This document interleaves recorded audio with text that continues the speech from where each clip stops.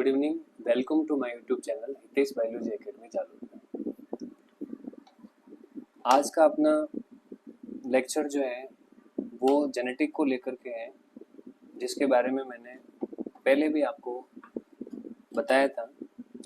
12th class की NCERT के अंदर जेनेटिक नीट के लिए सबसे इम्पोर्टेंट चैप्टर है। ये एक ऐसा चैप्टर है जिसके अंदर ये समझो कि स्टूडेंट्स को काफ़ी ज़्यादा डाउट रहता है।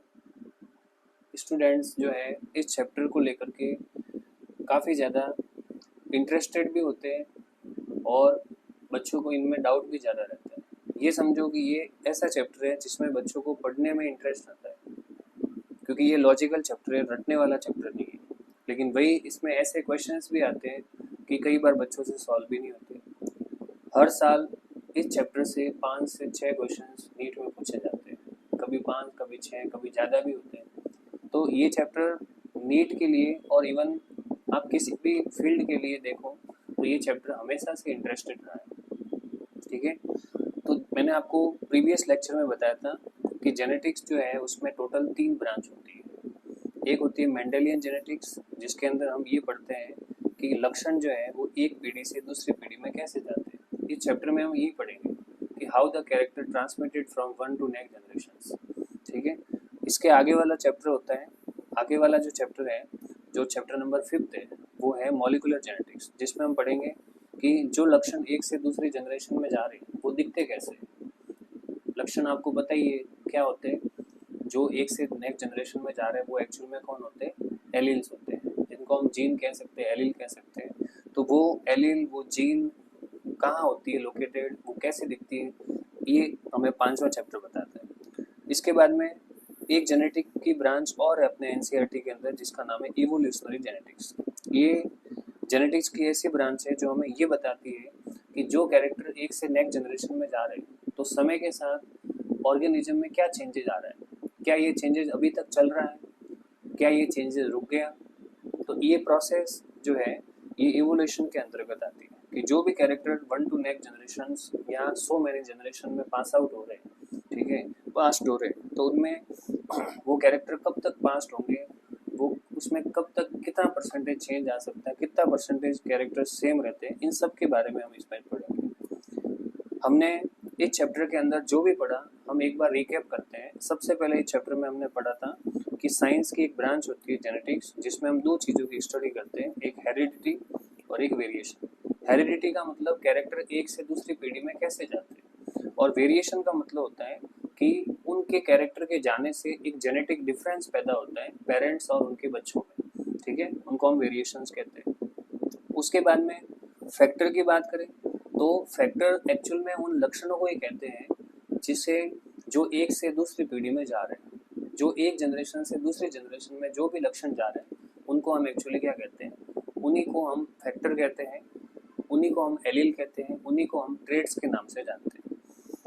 मेंडल ने जीन या एलील के बजाय उन लक्षणों को फैक्टर के नाम से जाना जाता, इसलिए हमने नाम दिया फैक्टर। फैक्टर के बाद में फिर बात आती है जीन। अकॉर्डिंग टू जॉनसन ने बताया था कि जो कैरेक्टर एक से नेक्स्ट जनरेशन में जा रहे हैं वो कैरेक्टर एक्चुअल में क्रोमोजोम के ऊपर लोकेटेड होते हैं, जिसको हम जीन कहते हैं, जो एक प्रकार से फंक्शनल सेगमेंट है डीएनए का। तो डीएनए का फंक्शनल सेगमेंट जो है वो कौन होता है? जीन होता है, जो एक इंफॉर्मेशन जो इंफॉर्मेशन को स्टोर करता है और पर्टिकुलर ट्रेड्स को एक्सप्रेस करने के लिए ज़रूरी होता है। ठीक है, फिर हमने पढ़ा था कि जीन के 2 रूप होते हैं किसी क्रोमोजोम के ऊपर, जिसको हम एलील कहते हैं। Allele are always present on homologous chromosome which are actually alternative form of gene. ठीक है, तो हमने यहाँ तक की कहानी पढ़ ली थी, एलील तक की कहानी पढ़ ली थी। अब हमारा नेक्स्ट जो इम्पोर्टेंट पॉइंट है एलील के बाद वो है जीनोटाइप एंड फिनोटाइप। नेक्स्ट है जीनोटाइप एंड फिनोटाइप। जीनोटाइप और फिनोटाइप, जिसको हिंदी में हम कहते हैं जीन प्रारूप और लक्षण प्रारूप। क्या होते हैं जीनोटाइप और क्या होते हैं फिनोटाइप? तो देखो यहाँ पर 2 शब्द आए, एक तो जीनोटाइप और एक फिनोटाइप। जीनोटाइप के अंदर जो है टाइप का मतलब होता है कि कोई चीज़ कैसी दिखती है, कोई चीज़ जो है कैसी दिख रही है उसको हम उसका टाइप कहते हैं। ठीक है, हाउ इट अपीयर, कि वो कैसे दिख रही है। लेकिन जीनो का मतलब होता है कि जीन कैसी दिख रही है, किसी भी डीएनए में जीन कैसी दिख रही है, उसका अरेंजमेंट कैसा है। और फिनोटाइप, फिनो का मतलब एक्सटर्नल कैरेक्टर, एक्सटर्नल कैरेक्टर कैसे देख रहे हैं। जैसे मैं बताऊं कि हमारे पास जो है एक प्लांट है जिसकी हाइट 4 फीट है, 4 फीट है, और एक प्लांट है जिसकी हाइट 2 फीट है, ठीक है।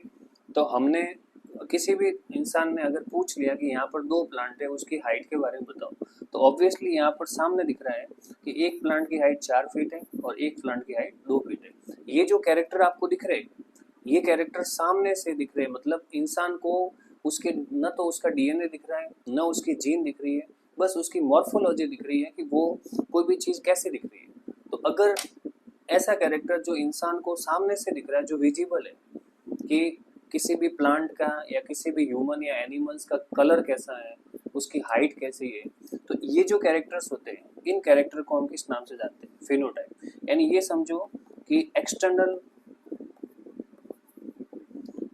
कैरेक्टर ऑफ ऑर्गेनिज्म,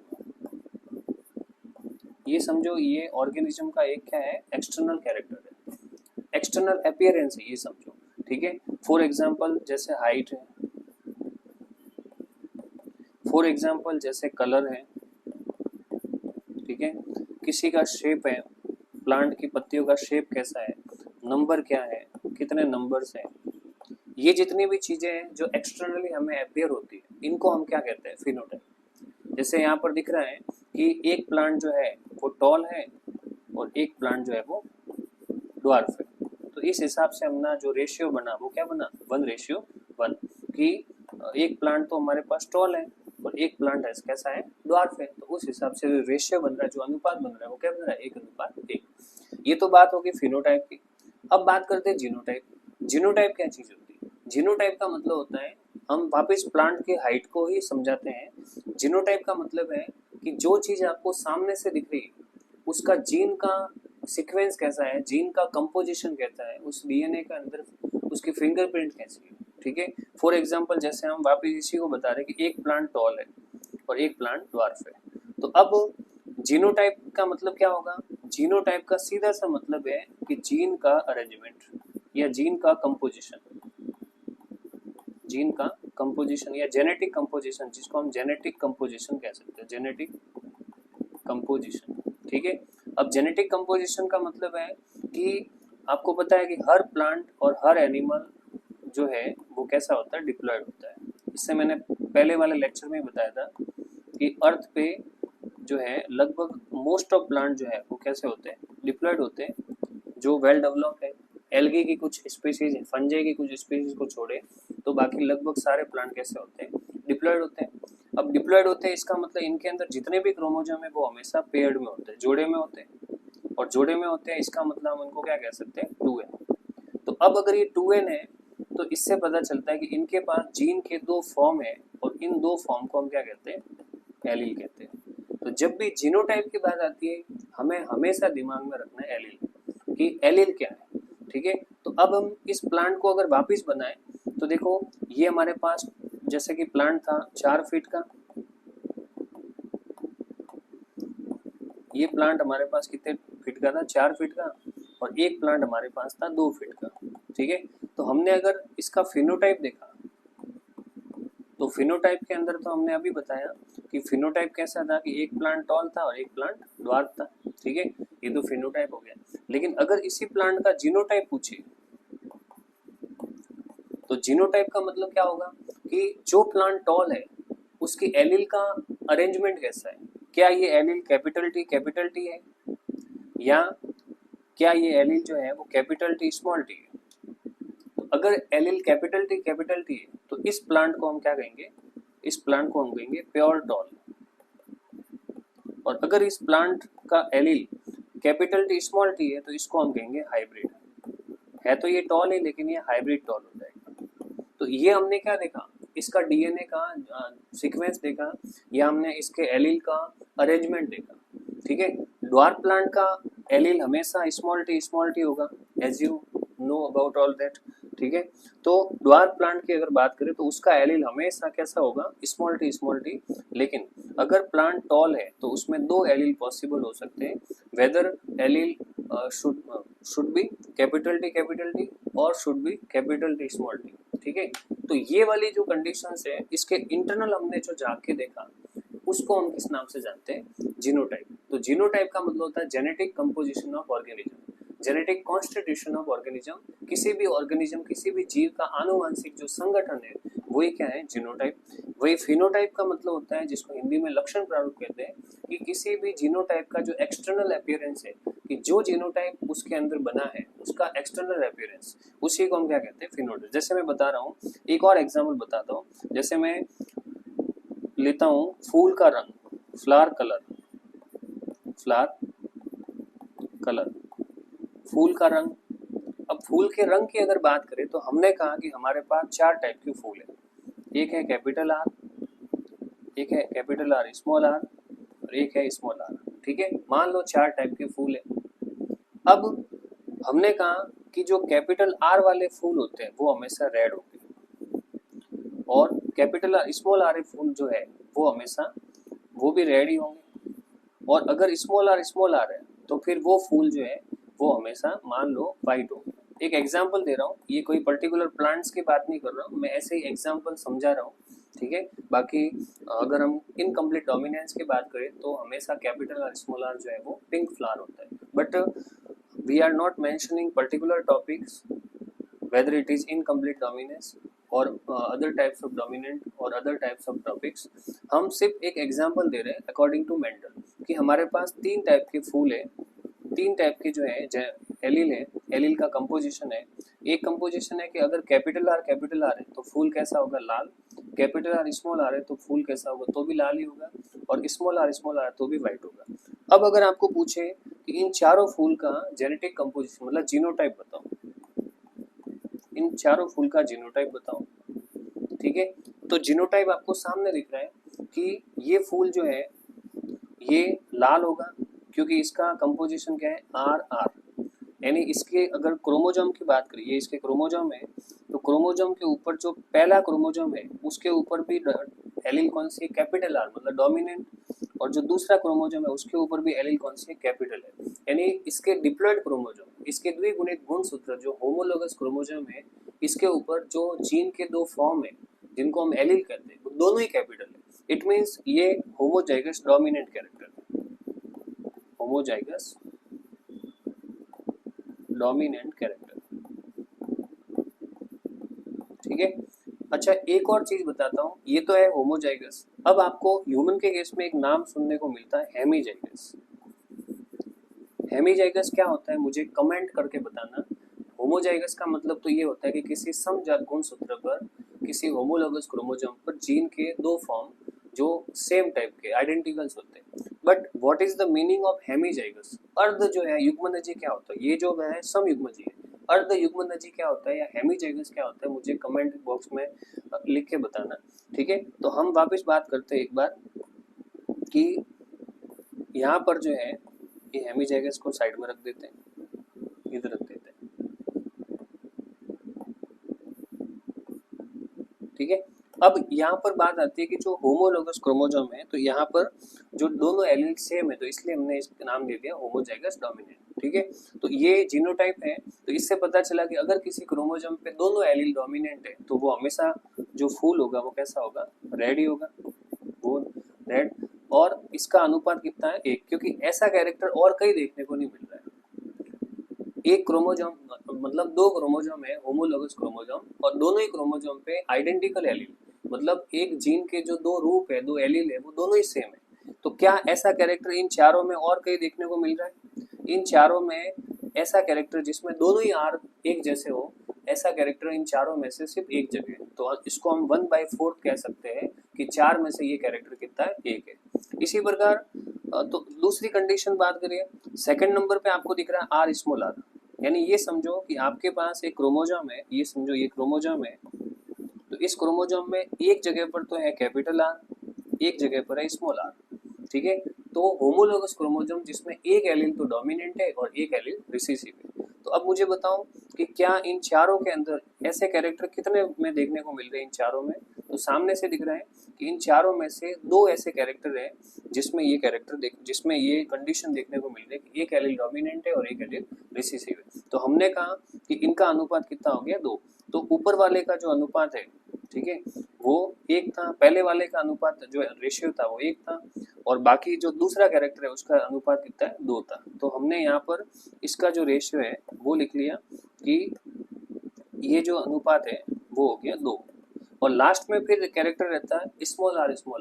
एक क्रोमोसोम के जोड़े में दोनों ही एलील रिसेसिव है, और ये कैरेक्टर भी आपको चारों में से एक देखने को मिलता है, ठीक है। तो फूल के रंग का अगर जीनोटाइप पूछे तो हमने देखा कि इसका जीनोटाइप क्या होगा? 1:2:1, कि 1 फूल ऐसा है, एक फूल ऐसा है चार में से जिसके दोनों एलील होमोजाइगस डोमिनेंट है, एक फूल ऐसा है जिसके दोनों एलील होमोजाइगस रिसेसिव है, जैसा आपको दिख रहा है ये वाला, ठीक है, ये वाला, और 2 फूल ऐसे हैं जिसके दोनों एलील, जिसमें एक डोमिनेंट है और एक रिसेसिव है। तो ये हमने क्या पढ़ाया? जीनोटाइप। अब अगर फिनोटाइप की बात करें तो अभी मैंने थोड़ी देर पहले बताया कि फिनोटाइप का मतलब है कि फूल बाहर से कैसा दिख रहा है। तो अभी बताया था कि अगर कैपिटल आर है तो भी फूल बाहर से रेड ही दिख रहा है, और अगर कैपिटल आर स्मॉल आर है तो भी फूल बाहर से रेड ही दिख रहा है। इसका मतलब 4 में से 3 फूल कैसे रेड है और एक फूल कैसा है? व्हाइट है। तो अगर इसके फिनोटाइप की बात करें, ये तो जीनोटाइप था, लेकिन अगर इसके फिनोटाइप की बात करें, ठीक है, तो फिनोटाइप जो है वो हमेशा कैसा होगा? 3:1। तो ये इसका एक्सटर्नल एविडेंस हुआ कि जो फूल आपको दिख रहे हैं इन 4 फूलों में से 3 फूल तो ऐसे हैं जो कि एक प्रकार से, 1 मिनट है,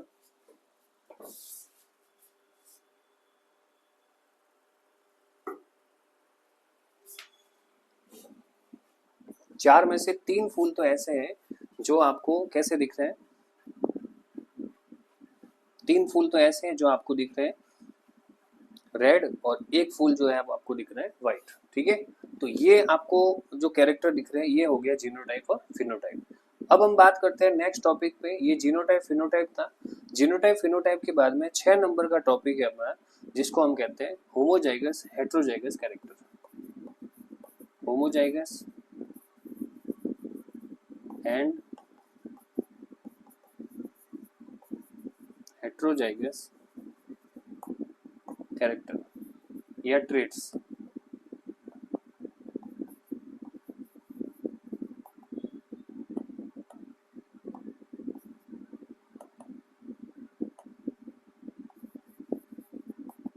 ठीक है, होमोजाइगस और हेट्रोजाइगस ट्रेट्स क्या होते हैं? होमोजाइगस और हेट्रो, तो देखो, होमो का मतलब होता है सेम, यानी किसी जाइगोट के अंदर एलील क्या है? सेम है, और हेट्रो का मतलब होता है डिफरेंट, यानी किसी जाइगोट के अंदर जो क्रोमोसोम के ऊपर जो एलील है वो कैसे होते हैं? डिफरेंट। जैसे मैंने बताया था कि ह्यूमन इज डिप्लॉयड ऑर्गेनिज्म, इसका मतलब उसके हर ऑर्गेनिज्म, ह्यूमन एक डिप्लॉयड ऑर्गेनिज्म, मानव एक द्विगुणित प्रजाति, मानव है, प्लांट्स है, जितने भी है और एनिमल्स है, ये सारे कैसे होते हैं? डिप्लॉयड होते हैं। डिप्लॉयड का मतलब इनके अंदर हर क्रोमोसोम एक जोड़े में होता है, ठीक है।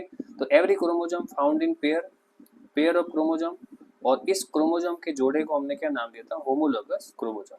अब इस क्रोमोसोम की अगर बात करें, इस क्रोमोसोम को अगर हम जूम करें, इसकी जो ब्रांच है, इसकी जो भुजाएं हैं जिसको हम क्रोमेटिड्स कहते हैं, इनको अगर हम जूम करें, ठीक है, तो देखो एक क्रोमोसोम ये है और एक क्रोमोसोम ये मैंने जूम करके बताया। तो अब हमने देखा कि ये जो क्रोमोसोम है इसके पास भी डीएनए की सीक्वेंस है, और इस क्रोमोसोम के पास भी डीएनए की सीक्वेंस है, और मैंने बताया था कि डीएनए की सीक्वेंस का पर्टिकुलर एक फ्रेगमेंट है, एक फंक्शनल फ्रेगमेंट है, जिसको हम क्या कहते हैं? जीन कहते हैं। तो ये समझो कि इस डीएनए में भी एक सीक्वेंस, एक छोटा सा भाग है ये वाला, जिसको हमने नाम दिया जीन, और इस क्रोमोसोम के भी डीएनए का एक सेगमेंट है जिसको हम कहते हैं जीन। तो अब यहाँ पर दोनों क्रोमोसोम में जीन दिख रही है, और मैंने बताया था ये दोनों क्रोमोसोम एक जैसे हैं तो इनकी जीन भी एक जैसी है, तो इनको हम अलग जीन नहीं कहते, ये दोनों जीन के ही 2 पार्ट है, एक जीन के ही 2 पहलू है, एस्पेक्ट है, जिनको हम क्या कहते हैं? एलील। तो ये एक्चुअल में ये क्या है? एलील। तो अब यहाँ ये देखा जाता है कि अगर पहला एलील कैपिटल ए है यानी डोमिनेंट है, तो दूसरा वाला एलील भी कैपिटल ए होना चाहिए, और अगर पहला वाला कैपिटल स्मॉल ए है तो दूसरा वाला एलील भी स्मॉल ए होना चाहिए। अगर ये 2 कंडीशन कहीं पर भी दिख रही है तो हमने कहा कि ट्रेट्स कैसे होते हैं? सेम है यानी होमोजाइगस। तो किसी समजात गुणसूत्र पर, किसी होमोलोगस क्रोमोसोम पर दोनों एलील अगर आइडेंटिकल है, both are if both are dominant और रिसेसिव, तो इसको हम किस कंडीशन में कहते हैं? होमोजाइगस। ये जो कंडीशन है ये होमोजाइगस है। ऐसे जो ट्रेट्स होते हैं वो होमोजाइगस। जैसे अभी मैंने थोड़ी देर पहले ही बताया था कि अगर किसी क्रोमोसोम पे दोनों एलील सेम है तो वो होमोजाइगस है। तो यहाँ पर 4 में से ये वाला कैरेक्टर और ये वाला कैरेक्टर दोनों ही कैसे होमोलॉगस है, बिकॉज यहाँ पर क्रोमोसोम में दोनों कैरेक्टर सेम है। अब एक कंडीशन ऐसी देखने को मिलती है कि फर्स्ट क्रोमोसोम पे मान लो कैपिटल ए आ रहा है, लेकिन वही सेकंड क्रोमोसोम पे मान लो स्मॉल ए आ रहा है। इसका मतलब यहाँ ये कंडीशन आ गई कि एक क्रोमोसोम, यहाँ पर दो गुणसूत्र दिख रहे हैं, दो क्रोमोसोम दिख रहे हैं जिनकी हाइट सेम, जिनका रंग सेम, रूप सेम, जिनकी structure same, bending pattern same, सब कुछ सेम है, लेकिन इनके एलील जो है जो सेम हो रहे थे लेकिन अभी अलग हो गए। इसमें इट मीन्स अब क्या होगा? अब ये होगा कि दोनों एलील, एक जीन के दोनों एलील डिफरेंट है। इसको हम क्या कह सकते हैं? हेट्रोजाइगस। तो इसको हेट्रोजाइगस के नाम से जानते हैं। तो होमोजाइगस ट्रेट्स वो होते हैं जो होमोलोगस क्रोमोसोम पर जिसमें दोनों एलील सेम होते हैं। हेट्रोजाइगस ट्रेट्स वो होते हैं जिनके एलील होमोलोगस क्रोमोसोम पर एक ही जीन के जो दो एलील है वो डिफरेंट होते हैं। ठीक है, उनको होमोजाइगस और हेट्रोजाइगस ट्रेट्स कहते हैं। जैसे एक एग्जांपल्स की बात करें, हमारे पास प्लांट की हाइट है, तो प्लांट की हाइट जो है उसमें मैंने बताया था कि 3 पॉसिबिलिटीज हो सकती है। 3 पॉसिबिलिटीज हो सकती है एलील के जीनोटाइप के हिसाब से देखा जाए तो, या तो प्लांट की हाइट कैपिटल टी है, या फिर कैपिटल टी स्मॉल टी है, या फिर स्मॉल टी। तो कैपिटल टी वाला प्लांट भी टॉल है और कैपिटल टी स्मॉल टी वाला प्लांट भी टॉल है, पर दोनों में डिफरेंस क्या है कि जो कैपिटल टी वाला प्लांट जो टॉल है वो एक्चुअल में प्योर टॉल है। और प्योर टॉल इसलिए कहा क्योंकि इसके अंदर दोनों एलील एक जैसे, इसका मतलब इसको क्या कहते हैं? होमोजाइगस। तो ऐसे जो लक्षण है वो होमोजाइगस है। अब जो दूसरा प्लांट टॉल है लेकिन इसको हाइब्रिड टॉल कहते हैं। और हाइब्रिड शब्द कब आता है? जब दो डिफरेंट कैरेक्टर जुड़ करके एक नया कैरेक्टर बनाते हैं। जैसे हाइब्रिड कार भी आती है जिसमें पेट्रोल पे भी चलती है और उसमें जो है दूसरा भी उसके सोर्स होता है कि वो कोई भी हो सकता है, सीएनजी हो सकता है, इस टाइप से। तो अब यहाँ पर ये हाइब्रिड कंडीशन है। हाइब्रिड शब्द हाइब्रिडाइजेशन को भी रिप्रेजेंट करता है।